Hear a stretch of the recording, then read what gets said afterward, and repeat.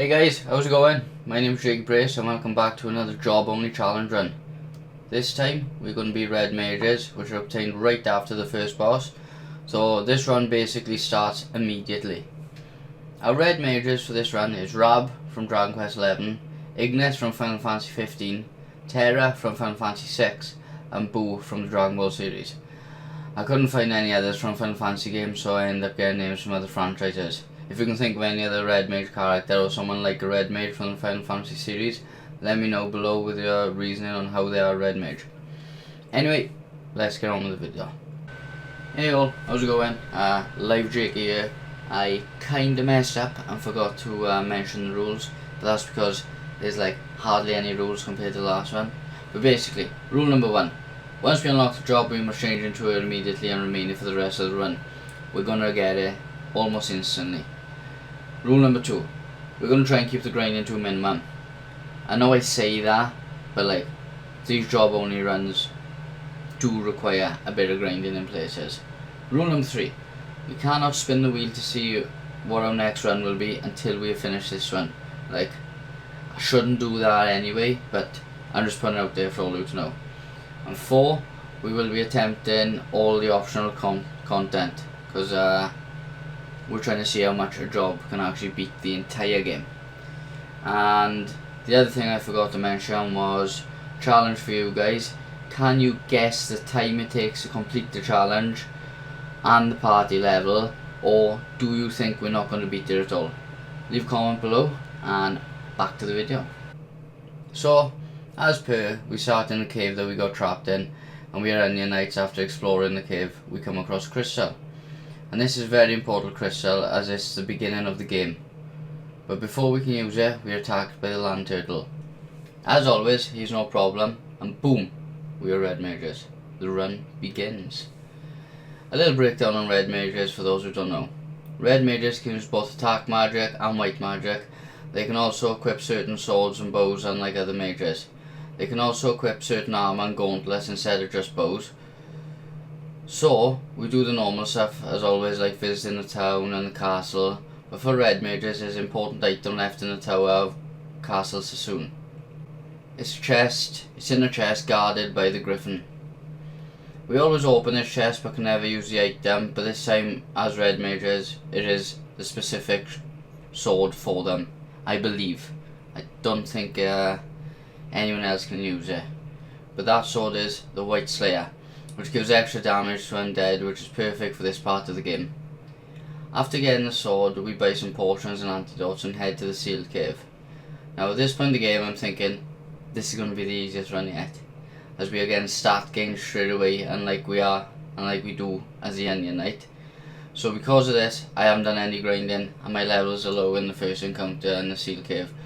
We lose Rab, who also has the White Slayer we just got, so we leave the cave and revive him.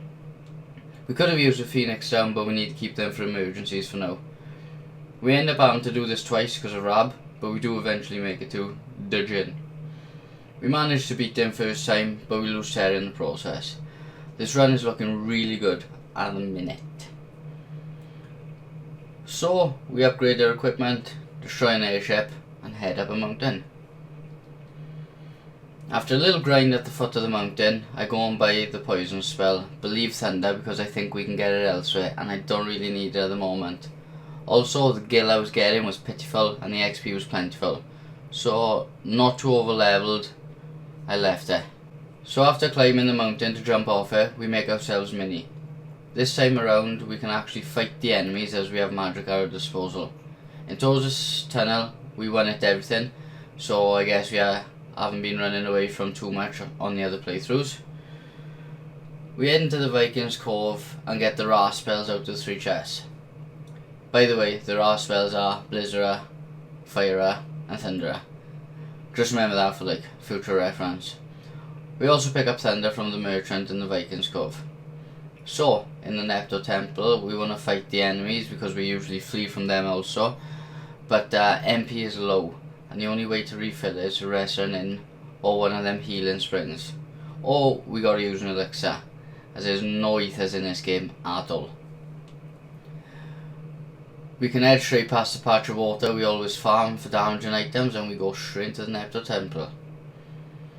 Even before we try to conserve our MP, the enemies are causing problems. They even drop Boo and Rab, but nevertheless, we loot all the chests and make it to the giant rat. We end up using all MP and damaging items and have to resort to hitting it for 1 HP at a time. We lose Rab and then Boo, but we beat it with the attacks while Ignis and Terra are left in the red. I had a little laugh about this because I thought we were goners, but there's something oddly satisfying about beating something when you're minied with physical attacks. So, because of the running out of MP, we have to flee from all the encounters on the way out to the Nectar Temple, and we forget to do something important and head straight to Viking's Cove to heal up. We almost run into a fight with a Nectar Dragon, and then we remember that we forgot to return his eye, so we go and do that. Now that's done, he's happy and we can sail the mighty sea. We obtain the spell Toad so we can head into the next dungeon, but before we do that we go to Castle Argus and do an MP refill. Now with MP refilled and the part of becoming Toad next, we head into the Tower of Owen. Now because we are red mages, we can just Toad at the designated point instead of doing it at the castle and running up there. We don't really have trouble in a dungeon, but we do notice that the red mage is struggling to get stronger gear, and we had on equipment we bought in Canaan, more or less. We reach Medusa and she really isn't a challenge. We do run out of MP again. This is going to be a common occurrence. Unlike other mages, red mages don't get as much MP per level, so we're going to be struggling for now, unless we do a little grind. We then head towards the dwarfs and notice they have been burgled, so we head to the subterranean lake and have to become Toad just to enter the dungeon. The enemies here aren't too bad in terms of life, but our defense is so low that we have to heal quite a bit before we even get to Gutsko. We struggle to beat them and lose Ignis, and our lower level magic is weak against enemies, so we decide to grind up some MP for our higher level magic. Now just a quick explanation on how MP and magic work in this game. There are 8 levels of magic and each level can have up to 3 spells equipped in them.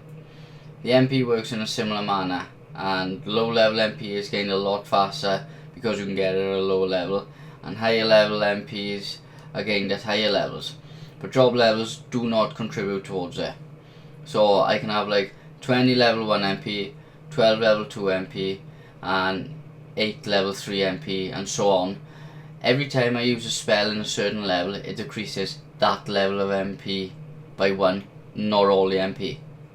So if I use a level 3 spell, it'll go from 8 to 7, not like from 12 to 11. It'll only affect the tier of magic that I'm using. So I hope you can understand the description of magic. If not, play the game yourself and you will understand it easily enough. Moving on. After getting our levels to 21 and our job levels to around 50, we enter the fire cavern. We also pick up a teleport so we can get out of dungeons instantly if needed. The red mages had no trouble here and we beat Salamander in around 3 party casts of Blizzard. Also, I would like to add that when writing a script for this, I fell and messed up my shoulder and couldn't really sit at the desk for about 5 weeks. So my upload stopped for a while I was recovering. When I was better, and the content's going to come flying at you. So make sure you're subscribed. Also, to make it up to you, I'm going to give you another Final Fantasy 3 challenge. That's not a job only related one, to make up for all the time I had off. Anyway, let's get back to the video. We unlock the fire crystal, but we don't need it. And we then head to Hein. But not before we see a moonwalking dwarf. Now on the way to getting kidnapped by Hein's men, we take a quick detour to pick up some potions because we actually use quite a bit in the fire cavern, and now we are ready. Upon coming to, after being kidnapped, we see a king and know we're in the right place, which is good because last I got kidnapped when I woke up in... Actually, never mind, because it has nothing to do with this run. Now that we are in Castle Hein, we get ourselves ready to become mini again. But before that, we discover we can interact with the soldier next door to us, which I never knew you could do before. He's just an encounter and not even a special one, so there's no point in doing it, but I'll be doing it going forward. Enemies hit kinda hard, but not really a problem. We reach Hein, and this is the first time that we can actually fight him more or less how you're supposed to. We have each red mage casting different elements of magic to try and find his weakness, and on the second turn we found out he's weak to thunder, so on the third turn we spam thunder and defeat him before he's able to change his weakness. So, as per after beating Hein, we get the wheel of time to make our ship fly, and then we pick up the magic keys and pick up what we need before flying off the floating continent.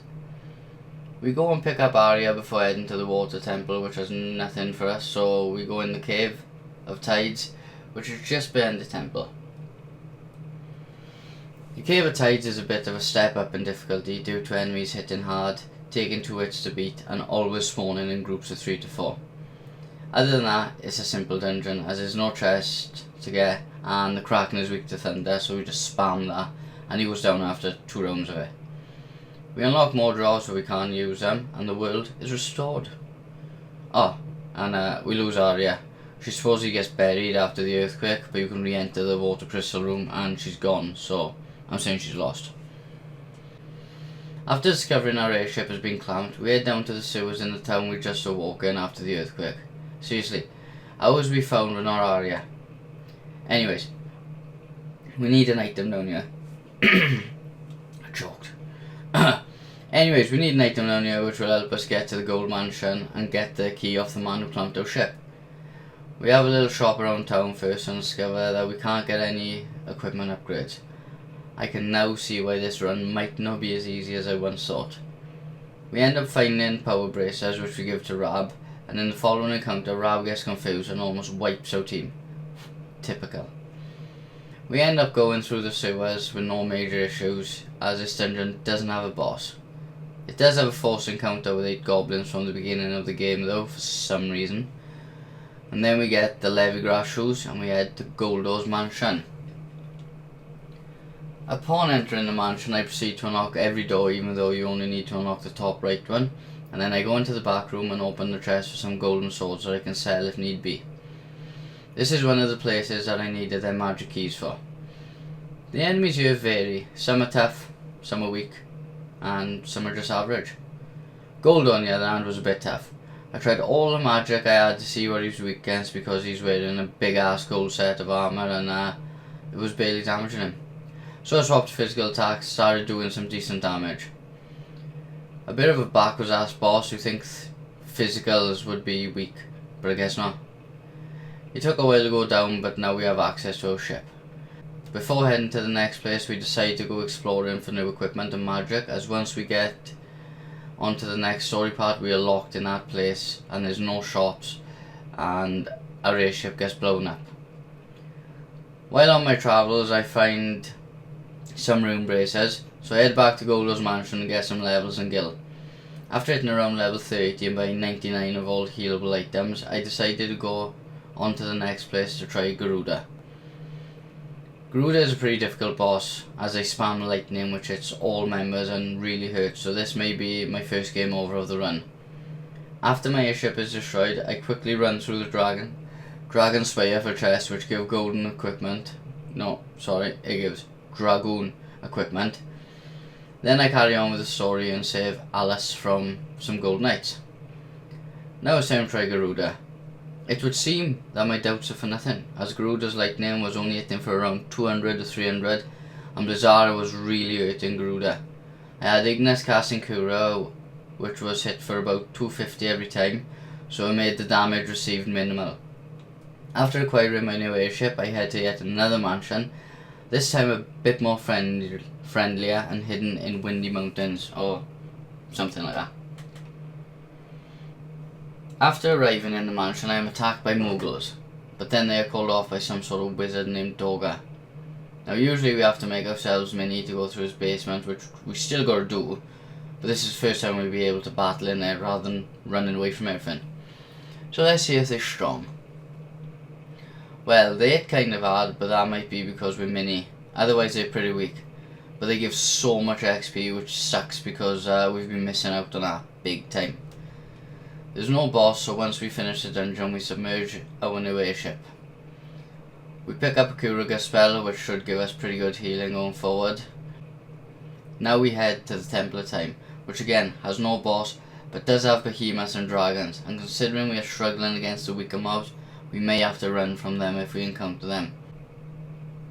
That being said, I ran into a behemoth and beat it, and then almost game over to a group of Chimera mages, so take that how you will. I then faced a dragon and beat it even though I lost half the party, so groups of mobs are the real issues here. I got up to the end of the dungeon and gained some equipment upgrades, but nothing major really. I think we've hit the limit for equipment. We wake up Une and head to the ancient ruins, where we almost die instantly, so we head to Saronia to an inn. There we realise that we didn't check the shops after beating Garuda. So we check them out and get some new magic and head back to the ruins. After seeing another encounter, I decide to head back to Doga's basement and grind some levels. It's not like we can grind in this place every run, and the XP is pretty high for now, for how easy the mobs are. After a little bit of grinding, I was level 37 and hoping I could get at least past the first encounter of the dungeon. I managed to get to the shop, and to my surprise and delight, they had a new armour. So I guess there's still a chance for improvement on my little red guys. With the black robes equipped, the dungeon doesn't really pose much of a problem. And with there being no boss here either, we grab the invincible and then get out of there.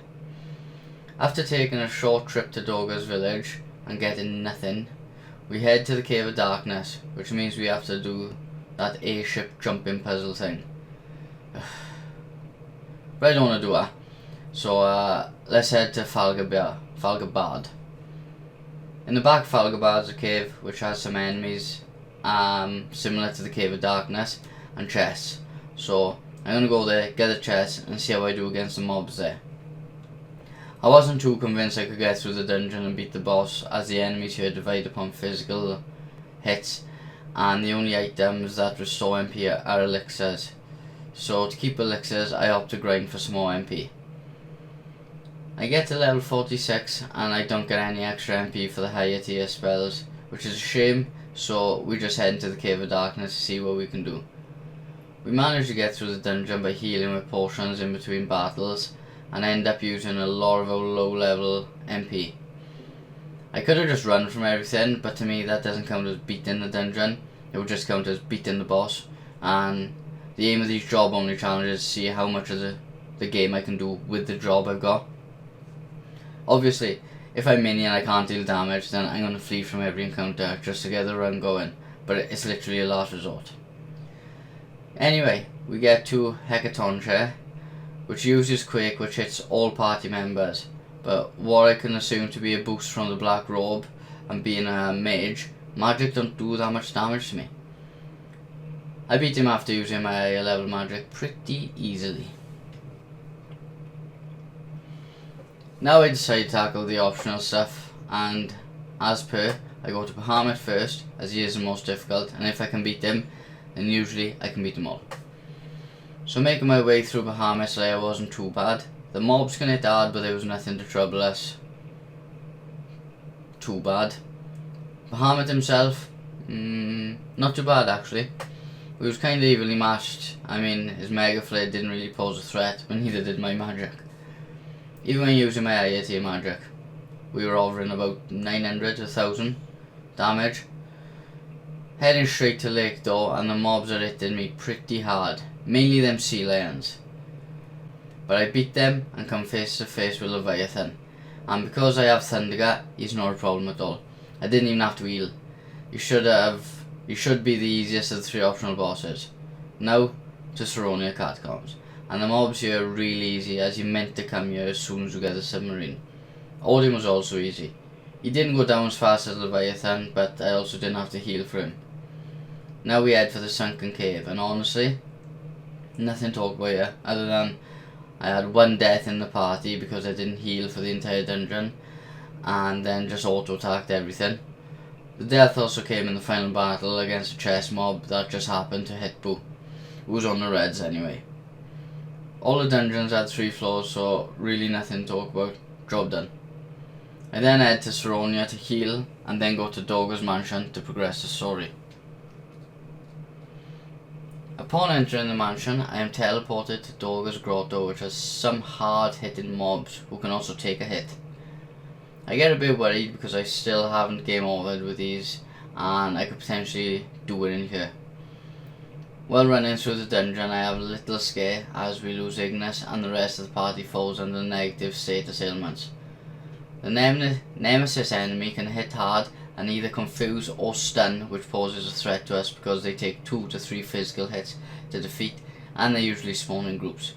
I'm keeping my magic for the boss at the end of the dungeon because it's a bit of a boss rush, and as stated before, I cannot heal MP unless I use an elixir or an inn. We fight Dogger first and only use physical attacks due to the worrying about Une. And it goes alright except for the 2 flares he uses, which do mega damage. And he uses one just before I beat him, leaving Rab with just 1000 odd HP for the next fight. For Une, we spam our strongest magic move, which is Thundara, and she casts Protect. I also get Rab healed up and continued spam, which finishes her off after she casts Snowstorm, and then Holy. For some reason I thought she did physical attacks, so I kept my MP as we were weak to physical. But with that done, the only thing left is the Crystal Tower, where we have to go through the Ancient's Maze to get there, which also houses the Earth Crystal. So let's just get that for fun because we can't actually use the jobs.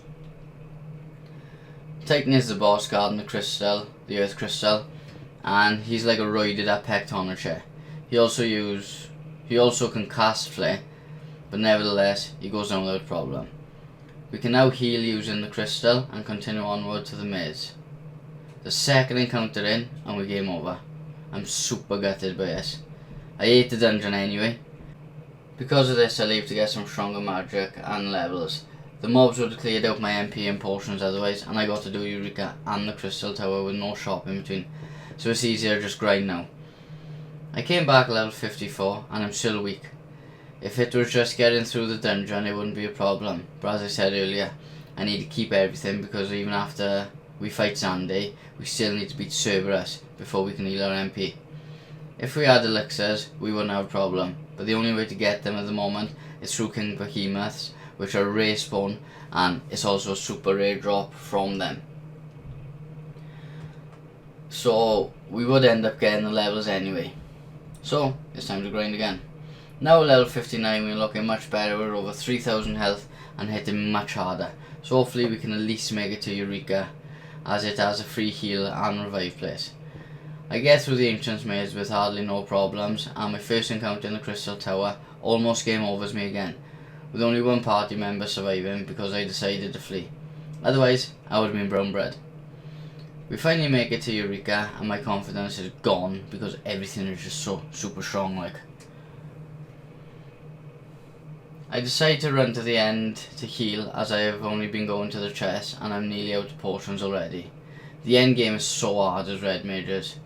At this point, I figure out I can use cure instead of potions because it has no use in battle, but even they run out fast. By the way, when I say potions I mean high potions. Normal ones stopped being effective quite a while ago.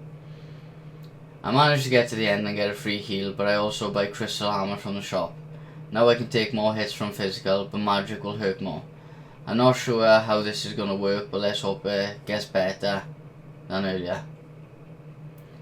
For some reason I decided to fight Skylar, I can never say her name, first for the Elder Staff, even though she is probably the strongest one.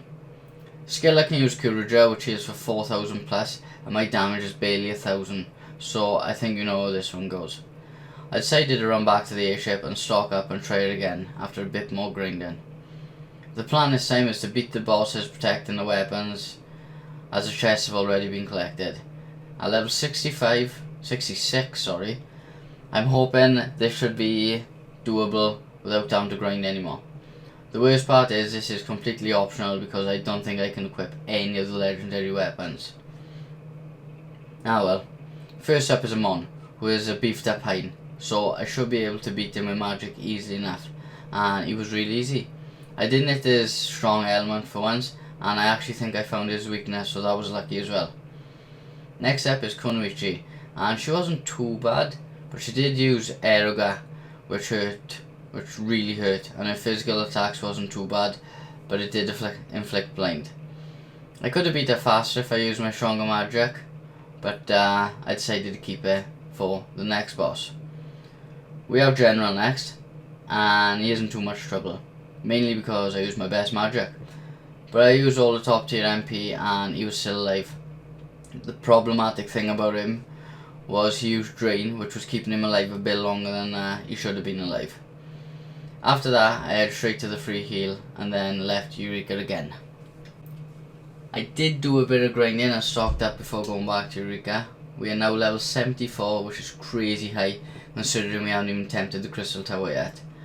At this point, we have hit the longest playthrough so far, so if any of you commented the time faster than the other runs, I do apologise, but you were wrong, and probably wrong about the level too.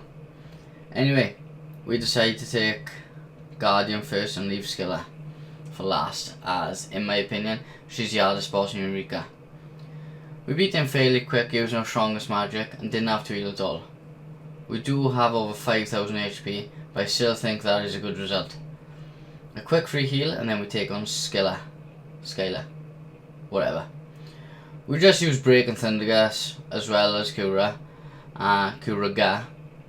when needed and beat it faster than I thought. We did get lucky though, as she didn't use Kuraja once. Now, time to heal and take on the Crystal Tower. The Crystal Tower still has pretty tough enemies, but I don't really come close to game over in. But I do use a lot of Kuras to get me by as we pick up all the chests, which makes the dungeon a little bit longer. But I'd say we get lucky with encounters. On the floor last floor, we run into a red dragon, but manage to flee it. Now we have reached the top. Xande awaits. We enter the battle and start spamming Thunderga, but we have to be careful because it shares MP with Kuraga, which we are definitely going to need. So we change our healers to Break, which is one level lower, and just use Thunderga with the non-healers. Due to Xande being a magic user, magic spells don't hurt him too much, but his hurt us, especially Meteor. The fight drags out and we run out of higher level MP, so healers are stuck using Kura, which doesn't heal for nowhere near what he hits. Luckily for us, we only had like 1 or 2 turns left before he was defeated, but if that fight went on for about 3 more rounds, we wouldn't have made it. Next, we get to lose against Cloud of Darkness, and because of this, Dorga and Une have to revive us by sacrificing their souls, which give us full heal, MP included. I kind of forgot about this until I was fighting Xande, but now I get to keep my elixirs for a tougher fight. Now, in the World of Darkness, we make a beeline towards Cerberus to get the free heal from the crystal he's guarding. The mobs on the way to Cerberus aren't too difficult, but they can't be petrified with the Golem staff, which was the strat we was using to get through the Crystal Tower. They also blind and poison on their basic attack, which is annoying. The fight with Cerberus takes nearly 10 minutes, and the low MP problem strikes again.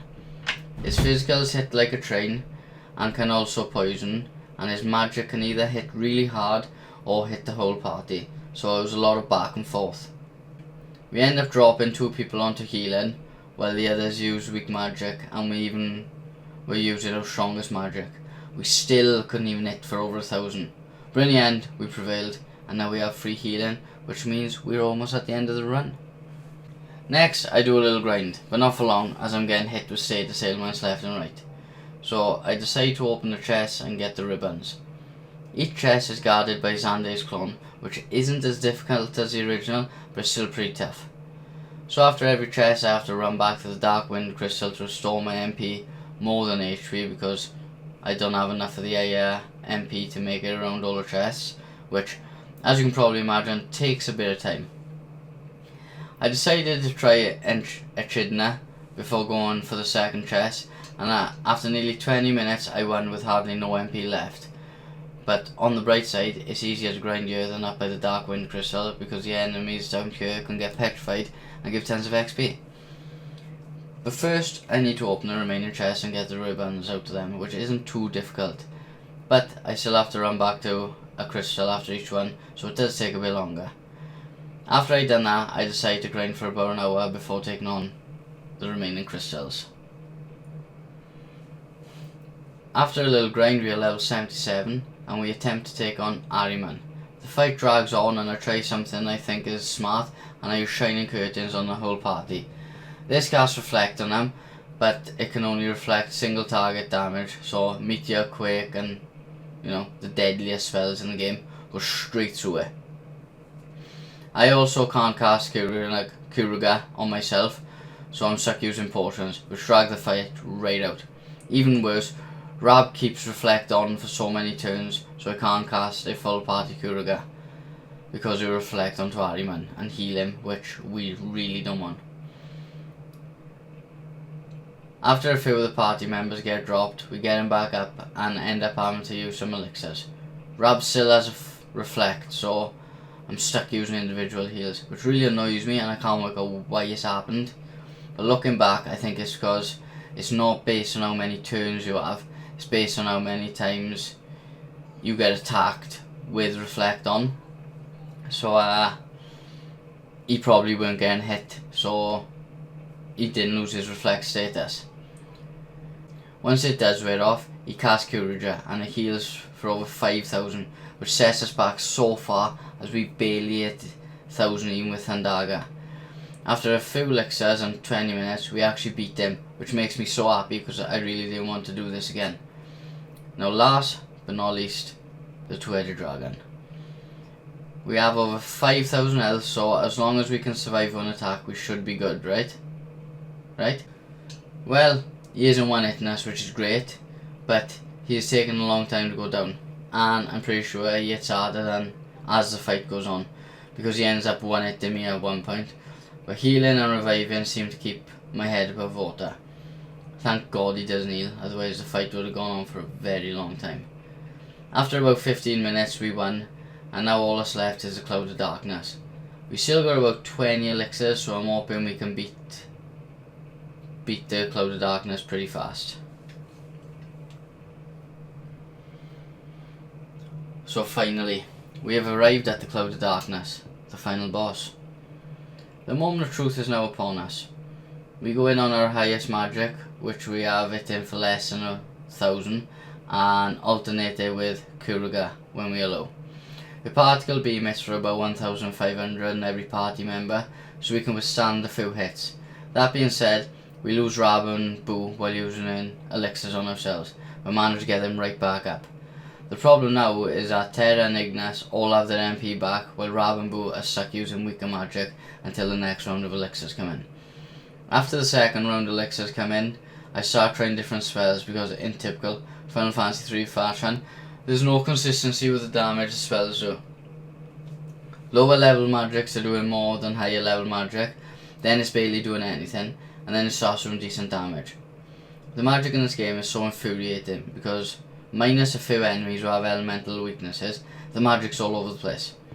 We keep going and using elixirs on the party members twice when needed, and she's still kicking.